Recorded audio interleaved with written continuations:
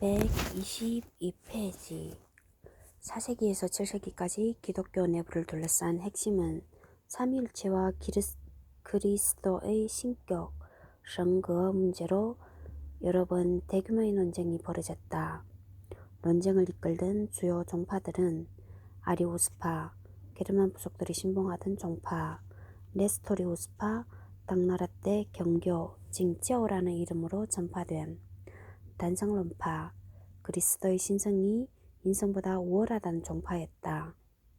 이들의 대립은 동방과 서방의 역사와 문화의 차이를 반영한 것이었고, 한편으로는 기독교 내 각 교구의 주도권 싸움이었다. 콘스탄티노플은 문화생활의 중심지였다.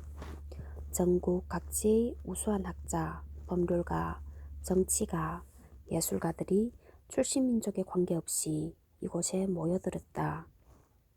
테오도시우스 2세가 425년에 건립한 콘스탄티노플 고등학교는 엄격한 시험을 거쳐 선발한 법률가, 수사학자, 언어학자를 교사로 임용해 국가의 지원으로 고전을 번역하는 등 이 신도시에 학풍을 불어넣었다.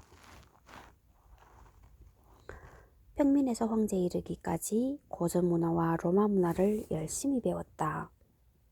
4세기에서 5세기에는 신부, 수도자, 심지어 저작거리의 일반인까지 기독교 교리를 익히는 데 열중했다.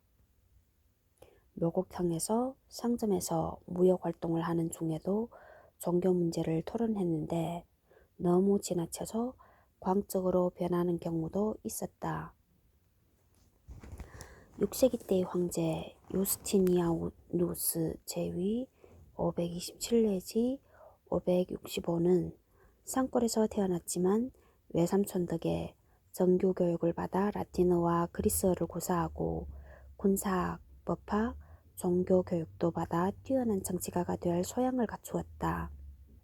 그가 편찬을 지시한 로마법 대서는 10명의 법학자가 참여해 완성한 대작이다. 로마법의 정수를 모은 이 책은 당시 학자들이 심오한 내공을 관찰할 수 있는 좋은 자료이다. 지리적인 면에서 콘스탄티노플의 최대 장점은 바다를 편리하게 이용할 수 있다는 것이었다. 아시아와 유럽을 잇는 지역에 위치한 탓에 지중해, 홍해, 흑해, 도나우강, 드네프르강, 도네츠강, 유프라테스강, 티그리스강에 있는 많은 무역항들을 통제할 수 있었다.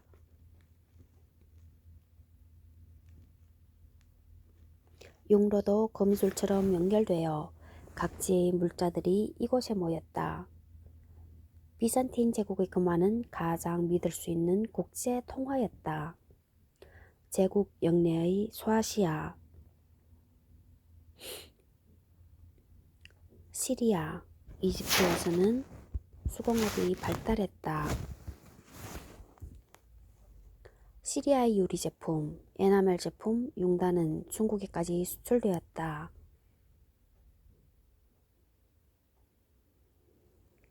콘스탄티노플이 수도로 자리 잡자 정치, 종교, 경제적 위상도 같이 높아졌다. 콘스탄티누스가 로마 제국을 통일한 324년은 비잔티움의 새로운 시작이었지만 반대로 보면 로마 제국 동서분열의 시작이기도 했다. 콘스탄티누스가 새로운 수도를 건설한 것은 제국의 분열을 원해서가 아니었다.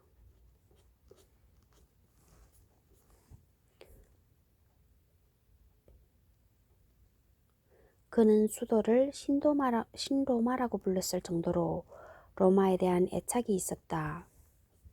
하지만 교통수단은 한계가 있었고 이미 쇠약해진 거대 제국을 유지한다는 것은 현실적으로 벅찬 일이었다. 제국의 분열은 역사적인 이유도 있었다. 서부에서는 라틴어를, 동부에서는 그리스어를 공용어로 사용했는데 라틴어는 철학적 배경이 없는 언어여서 문학과 과학을 배우고자 하는 사람들에게는 별 쓸모가 없었다. 라틴어는 철학적 배경이 없는 언어? 문학을 라틴어. 갈리아, 이탈리아, 에스파냐 같은 서방 지역은 오랫동안 라틴 문화의 전통 아래 놓여 있었지만 발칸 반도 동쪽 지역에서는 그리스어의 도전을 받고 라틴어의 위상이 낮아졌다. 동로마 제국은 그리스화 되어갔다. 동로마의 황제들은 알렉산더 대왕의 우산인 헬레니즘의 길을 따를 수밖에 없었다. 흔히 로마가 그리스를 정복했으나 결국엔 그리스 문화가 로마를 정복했다는 말들을 한다. 비산티움은 로마 제국의 동부가 그리스화되어 중세의 제국으로 변한 것이라 할 수 있다.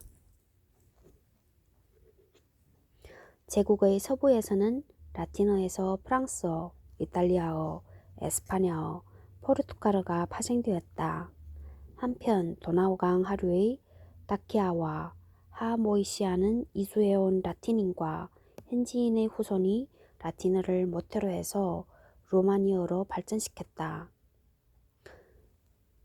서로마 제국에 속한 각 민족들은 요동치고 있었지만 동로마 제국은 건재했으므로 그리스 문화를 부흥시킬 수 있는 안정성이 있었다. 물론 당시의 그리스 문화는 옛것에 대한 통속적 모방에 지나지 않았으나 비산티움은 나름대로의 방식으로 그리스의 고전 문명을 보존했다. 비산틴 제국은 로마의 정치 제도에 기독교의 사상, 고대 오리엔트 및 그리스 로마의 유산을 포갠 채 과도기에 접어들게 된다. 이 과도기는 4세기에서 6세기까지 해당된다.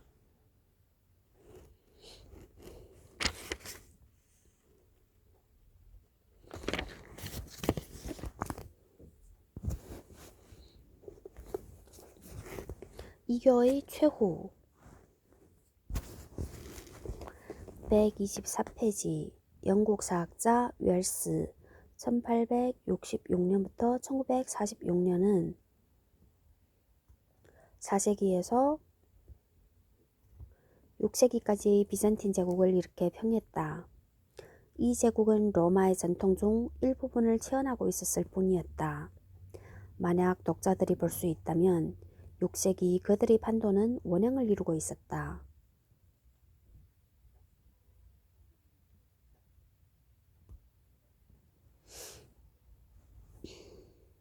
로마 제국의 한 줄기였던 이 제국의 실상은 헤로도토스의 꿈이기도 했던 알렉산더 대왕이 건설한 헬레니즘의 대제국이었다.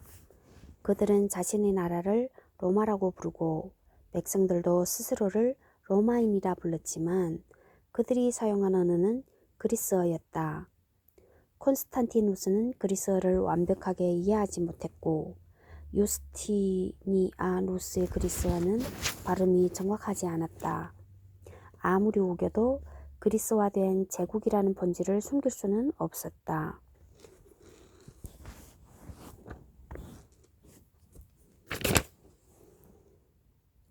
진정한 로마 제국이 4세기에 붕괴된 이후에도 이 그리스화된 로마 제국은 11세기 이상을 유지했다. 웰스 세계 4대계 콘스탄티누스 시대의 비잔티움은 라틴 색채가 주를 이루었으나 점차 그리스 색채가 짙어지게 되었다. 비잔티움 역사를 크게 보면 4세기에서 6세기까지는 그리스화되는 과정이었고 7세기에서 9세기까지는 이슬람의 파도로부터 생존하는 것이 최우선적인 과제였으며 9세기에서 11세기까지는 중세 제국으로 발전해가는 시기였다.